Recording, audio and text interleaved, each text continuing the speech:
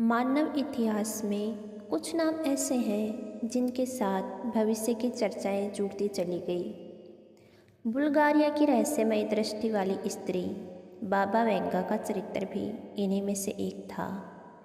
उनके शब्द सदा सरल लेकिन प्रतीक से भरे होते थे, जिनमें कभी भय, कभी सुधार, कभी प्रकृति की कसौटी और कभी इंसान के मन की आवाज़ गूंजती थी। ऋतु जब बदले तो हवा कहानी कहती है, पेड़ जब झुके तो समय कान में बोलता है, नदी जब रुक रुक कर बहती है तो वह मनुष्य की चाल का हिसाब रखती है। बाबा कहती थी कि आने वाला समय शरीर से पहले मन को परखेगा, शोर से पहले मौन को गहरे अर्थ देगा और युद्ध से पहले संवाद के मुकुट को भारी कर देगा। 2026 के लिए उनसे जोड़ा गया कथन भी सीधा आदेश नहीं था, बल्कि चक्र का वह भाग था जहाँ मानव की अति और प्रकृति की प्रतिक्रिया एक साथ अग्नि, जल, वायु, ध्वनि, नीति और विचारों के रूप में प्रकट होंगी। उनकी कही बातों में यह संकेत था कि 2026 एक ऐसा वर्ष होगा जहाँ हवा में तैरती चुनौती फिर मनुष्य का ध्यान खींचेगी। रोग का नाम नहीं लिया गया, लेकिन बार बार छाती, श्वास और हवा से जुड़े चित्रों का जिक्र हुआ।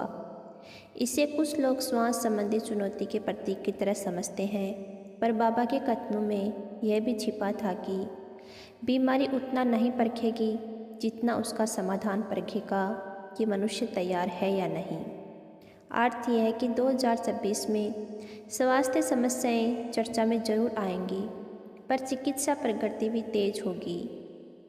चिकित्सक लोग पहले से बेहतर तैयारी, शोध और नए उपचार सिद्धांत के साथ मैदान में होंगे। स्वास्थ्य की चुनौती का प्रभाव करोड़ों पर पड़ सकता है, पर इस बार घर घर में घबराहट से अधिक जागरूकता फैलेगी, क्योंकि 2020 और 22 की परीक्षाओं ने मनुष्य को सिखा दिया है कि डर से बड़ा हथियार तैयारी होती है। 2026 को लेकर उनसे जोड़ा गया एक और प्रतीक कथन बहुत प्रसिद्ध हुआ। देश हथियार से कम और नीति से अधिक आपस में भिड़ेंगे। उन्होंने इसे मैदान, रेखा और भूमि के बंटवारे के चित्र से समझाया था।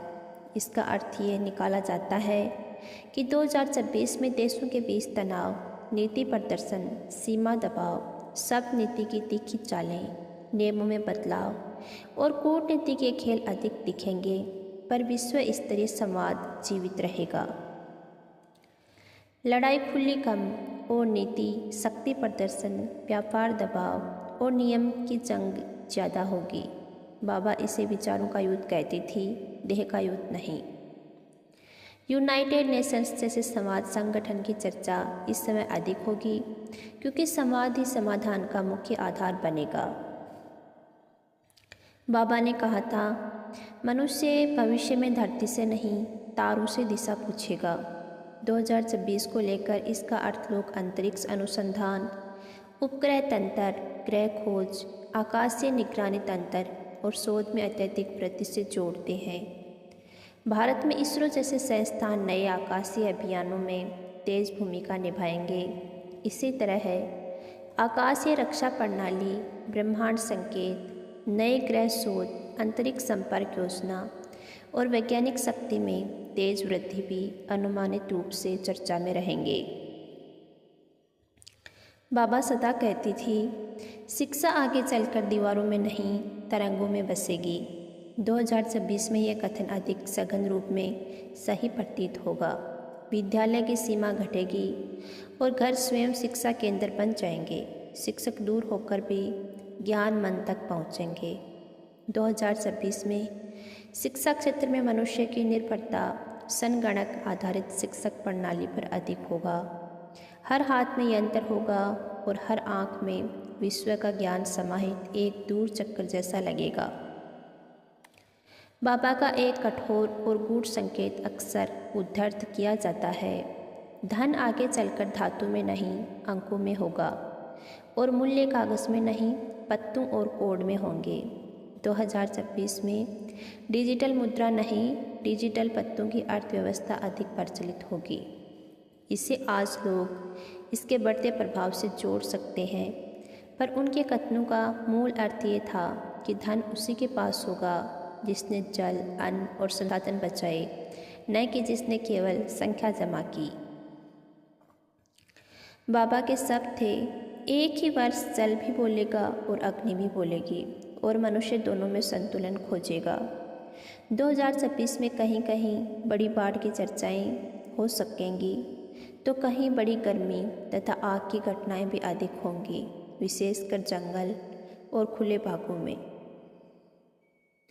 2026 में इंसान एक दूसरे के प्रति दया, सहायता और आपसी सहभाव में पहले से अधिक विश्वास दिखाएगा, क्योंकि लगाव ने मन को जोड़ा है, दूरी ने हाथों को मानवीय बनाया है, संकट ने दिलों को सामूहिक धड़कन दी है। बाबा बार बार कहती थी, मानव का आने वाला समय बाहरी युद्ध से कम भीतरी तूफान से अधिक लड़ेगा। 2026 में मनुष्य की सबसे गहरी परीक्षा भाव, विचार, मानसिक शांति, भय, अनदेखी घबराहट, तेज सूचना, असत्य का शोर, निर्णय की थकावट और हृदय मस्तिष्क के संतुलन को लेकर होगी। इसलिए आज ओशो जैसे ध्यान आधारित विचारक की बात 2026 में अधिक अर्थपूर्ण होगी, क्योंकि मन ही मुख्य युद्ध मैदान होने वाला समय माना जाता है। 2026 को सबसे अधिक प्रसिद्ध किया गया एक वाक्य यही था, सत्य वही बचेगा जिसे खोजा जाएगा, कहा नहीं निकाला जाएगा। सूचना का जाल बहुत तेज फैलेगा, असत्य की आवाज़ अधिक तेज लगेगी, लेकिन अर्थ वही सही होगा जो घटना में सिद्ध हो। कठिनाई जब आएगी तो समाधान भी इतिहास से तेज उभरेंगे। इस वर्ष इंसान को यह समझ आने की उम्मीद जताई गई कि सामूहिक संकल्प भविष्य की कलम है। जैसे पर्वत की ऊंचाई पत्थरों से नहीं दृढ़ता से मापी जाती है, वैसे ही भविष्य तारों में नहीं मनुष्य के संकल्प में लिखा होता है। 2026 जिसे उन्होंने कभी नाम से नहीं बल्कि गुण से पहचाना, चेतावनी भी, समाधान भी, संघर्ष भी, संवाद भी, अग्नि भी, जल भी, यंत्र भी, मन भी, शोर भी, मौन भी और बीच में सत्य की गूंज भी। यह वह वर्ष होगा जहाँ प्रकृति अपनी सीमाएं याद दिलाएगी, अग्नि और जल एक साथ परीक्षा लेंगे। इंसान दिशा आसमान में नहीं संकेतों में खोजेगा। दुनिया सीखने को दीवार से नहीं तरंग से अपनाएगी। धन जमा करने से बड़ा संसाधन बचाने को माना जाएगा। राष्ट्रों की जंग देश से नहीं नीतियों से होगी और सबसे बड़ा युद्ध मन के भीतर लड़ा जाएगा, मगर सत्य वही जीत पाएगा जिसे खोज कर निकाला जाएगा, बोला नहीं जाएगा। यह कहानी नहीं संकेतों का दर्पण है। जो इसे समझेगा 2026 उसकी परीक्षा नहीं लेगा, बल्कि उसकी तैयारी का दीप बनेगा। 2026 डराने नहीं आता, जागने का संदेश लेकर आता है। जो सजग बना वह भविष्य का दर्शक नहीं निर्माता बन जाता है। और याद रहे, भविष्य पत्थर पर नहीं मनुष्य की इच्छा शक्ति पर लिखा जाता है। जो इसे समझा 2026 उसे नहीं हिलाएगा, वह 2026 के साथ चलेगा।